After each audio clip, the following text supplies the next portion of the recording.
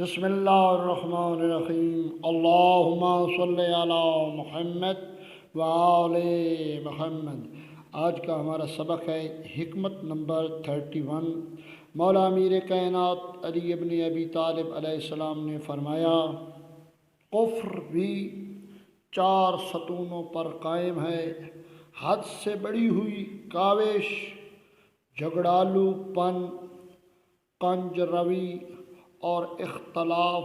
تو جو بے جا تحمق و کاوش کرتا ہے وہ حق کی طرف رجوع نہیں ہوتا، اور جو جہالت کی وجہ سے آئے دن جھگڑے کرتا ہے وہ حق سے ہمیشہ اندھا رہتا ہے، اور جو حق سے منہ موڑ لیتا ہے وہ اچھائی کو برائی اور برائی کو اچھائی سمجھنے لگتا ہے، اور گمراہی کے نشے میں مدہوش پڑا رہتا ہے۔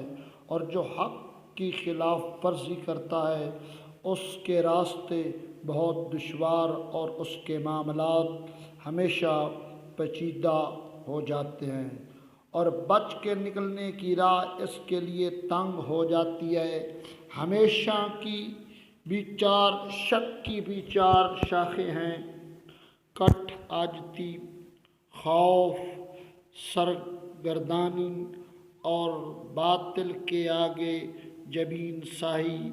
چنانچہ جس نے لڑائی جھگڑے کو اپنا شیوا بنا لیا اس کی رات کبھی صبح سے ہمکنار نہیں ہو سکتی، اور جس کو سامنے کی چیزوں نے ہول میں ڈال دیا وہ الٹے پیر پلٹ جاتا ہے، اور جو شک و شبہ میں سرگرداں رہتا ہے اسے شیاطین اپنے پنجوں میں روند ڈالتے ہیں، اور جس نے دنیا و آخرت کی تباہی کے آگے سر تسلیم خم کر دیا وہ 2 جہاں میں تباہ ہوا۔ اللہم صلی علی محمد وآل محمد۔